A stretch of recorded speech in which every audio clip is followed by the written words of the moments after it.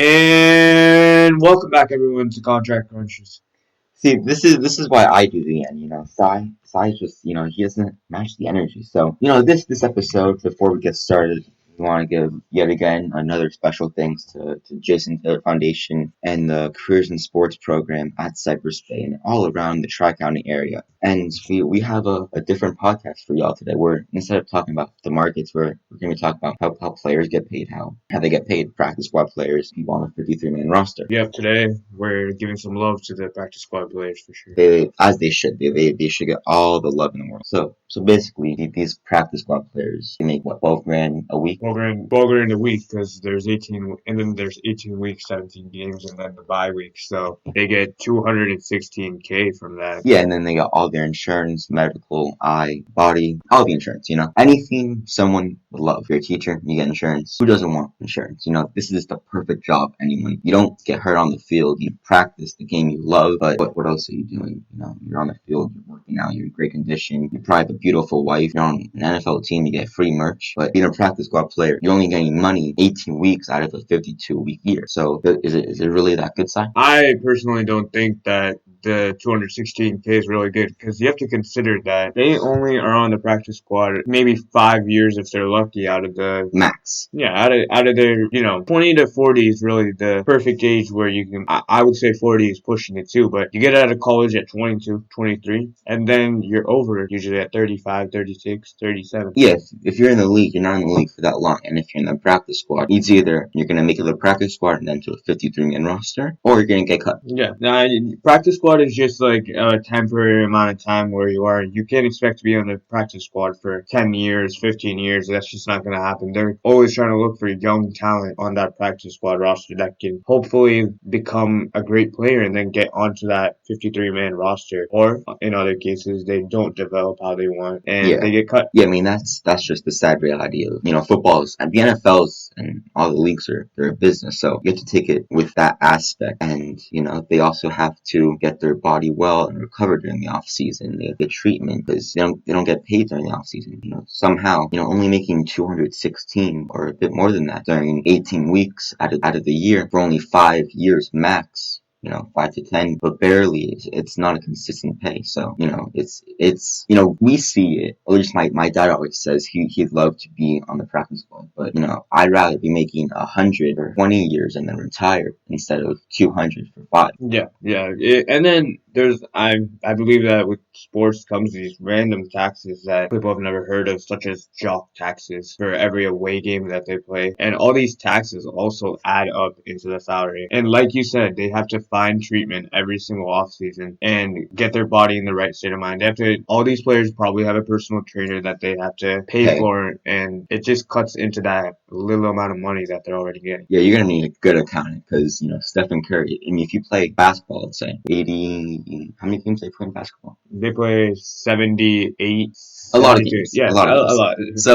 So they're traveling half the time, and they better need a good accountant who knows their tax codes everywhere, because they make money every game. Like NFL players, they make a game check every week. So if they play, let's say in New York, where the income state tax is quite substantial, then they're gonna be paying more and making less money in the long run. So that's why, like Tyreek Hill, he wanted to come to Miami, as he said, because the state income tax is very low, instead of going to New York to play with Zach Wilson. Tua might have been a good factor there. Money is a huge incentive, and these practice squad players get a bigger paycheck when they get upgraded to the 53-man roster, as Robbie Chosen Anderson is going to get today, because he recently got cut from the 53-man and signed to the P squad. Now he's getting elevated. And just for y'all knowing, we're recording this right before we're going to the Dolphins game, so we're a bit hype of it. Yeah. The Raiders are going down. Aidan O'Connell and their interim head coach. Be careful. But with that being said, 53-man roster, they make a significant amount of money, and how they make this money is basically in a multitude of ways. And with this, I want you guys to consider that this salary, that whatever we say, you have to also consider the taxes that we've been talking about, such as the jock tax, everything like that. So even though you think the 53-man roster is a significant amount, it probably gets cut down by a lot. Yeah, I mean, taxes nowadays, I would say, depends where you live. Florida, there's no income state taxes. But in other places like New York, New Jersey, California, it's nearly 40%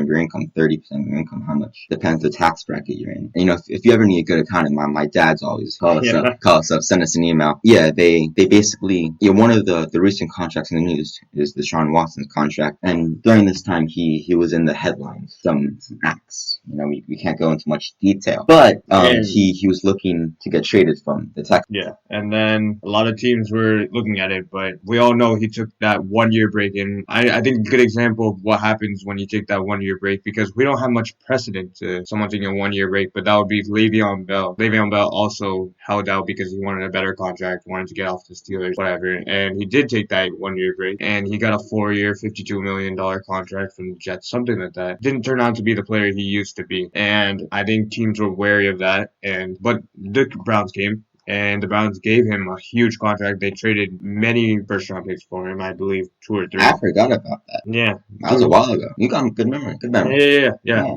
2 or 3 round picks and first-round picks, and then they also gave him a 5 year, $235 million contract, I want to say. It was over $45 million. Yeah, and the most important aspect most youth players want are basically them getting fully guaranteed, because it's football, it's a contact sport. People get injured. People underperform some years. People overperform some years. It's something that is a tough living. So most players want a fully guaranteed contract, and that entails basically you get injured, you still get the money. If there's also skill guarantees and there's cap guarantees, and a skill guarantee basically protects a player from getting cut. If he's underperforming, and a cap guarantee is preventing a player from getting released. I mean, it's the same thing. Cap guarantee is talking about because of the salary instead of underperforming. And this is exactly what Deshaun Watson got. He got basically all 3 guarantees: the skill guarantee, the cap guarantee, and then the full guarantee. Injury guarantee. Yeah, injury guarantee. And this is a fully guaranteed contract, and it was 5 years, $230 million. $5 million off. And that's pretty insane, Yeah, that's $46 million a year. But the most important part was that Deshaun Watson had all the leverage in this case, because when the Browns paid that many draft picks in order to get him, and then also he's already shown a willingness to hold out if he needs to, so they had to give in to his demands per se for the contract, and got a great contract, got something, and it's really been helping him out. It's been proving to be worthwhile in his first year as well, because he's out for the season with a shoulder injury. Yeah, prayers up. Yep.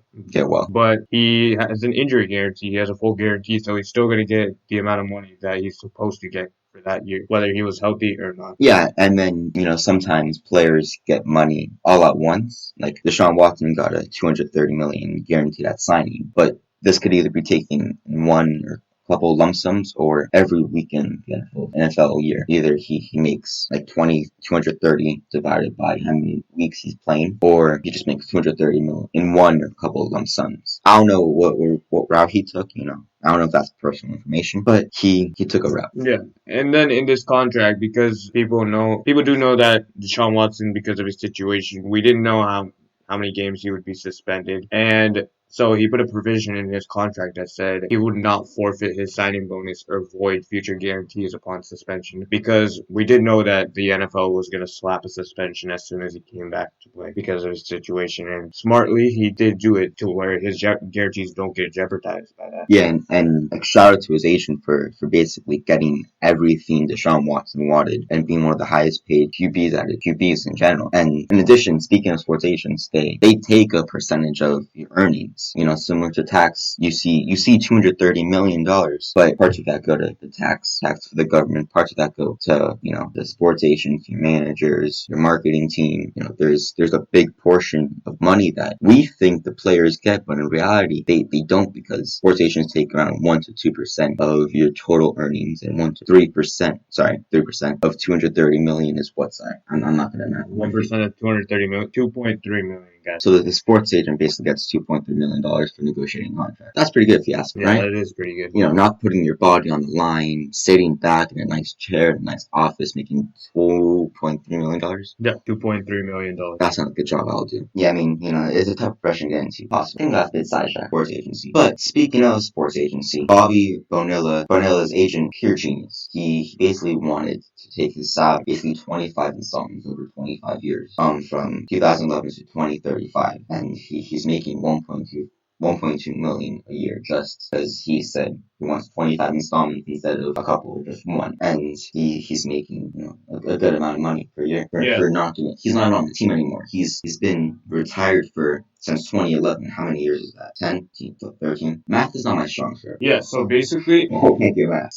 Bobby Bonilla, he's a New York Mets player. He was a New York Mets player, and they owed him $5.9 million at the end of his contract. But instead of giving him the $5.9 million up front, they cut a deal with Bonilla, And the GM. the Mets owner at the time, and they said they would pay Bonilla in installments, which is 25 years of just $1.2 million every single year. So instead of getting 5.9 once, he got 1.2 25 times. 1.2 times 25, that's $30 million, which is a whole lot more than the $5.9 million.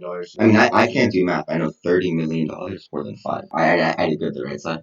Yep. That was good. All right, and then, moving on to the incentives, we all know that there's incentives. 1,000-yard rushing season, 1,000-yard receiving, maybe 1,500 yards, maybe 2,000 yards attempt. Maybe the Pro Bowl, maybe the MVP, All-Pro, MVP, Super Bowl, playoff, just the usual. But there's been some crazy incentives throughout the years, and one of the most basically absurd incentives came from Eddie Lacy, who was an outstanding running back for the Green Bay Packers back in the good old days where we were kids in elementary school. Saw Aaron Rodgers throwing the ball 60 yards. Oh, beautiful. That Hail Mary against the Lions. Masterpiece.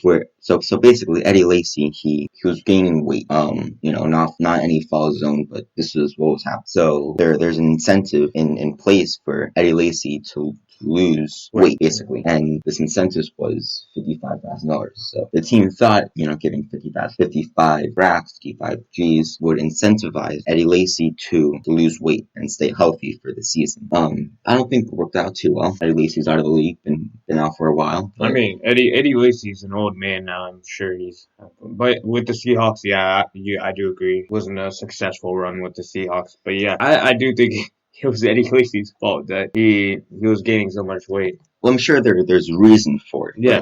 It was fun to see him chuck players, but yeah. I mean, now we got Derrick Henry for that. Exactly.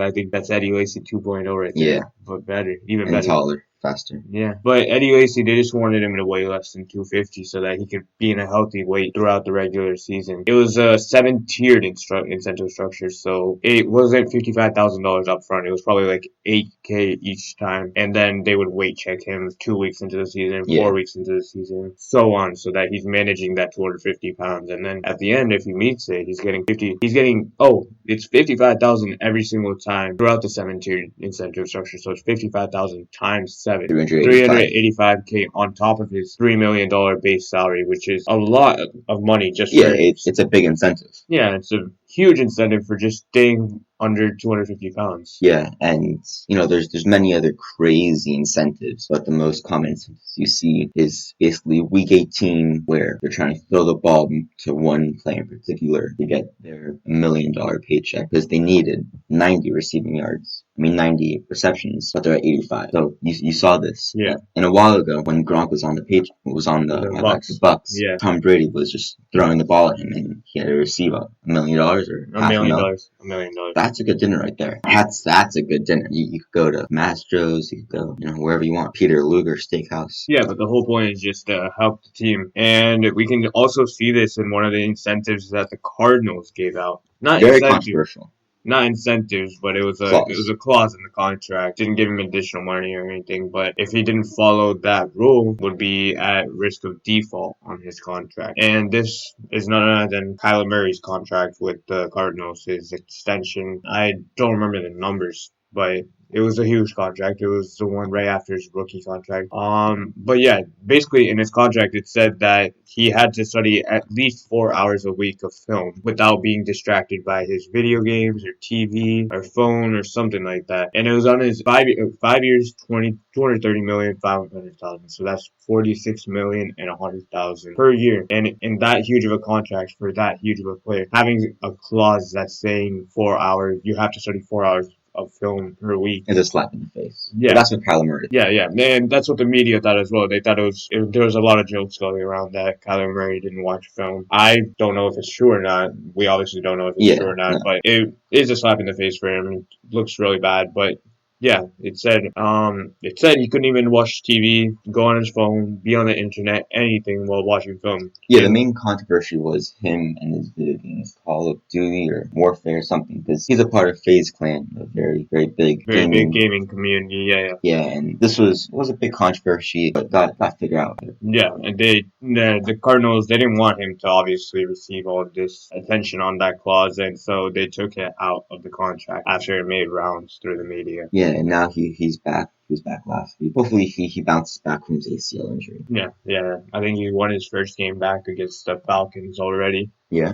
Hoping a great career for him. Yeah, I mean, with that being said, we don't have much for you guys. We talk about taxes. If you need one, let me know. My father's a great accountant. But with that being said, I think it's good. We got to go to the Dolphins game. Go Fins. Yep.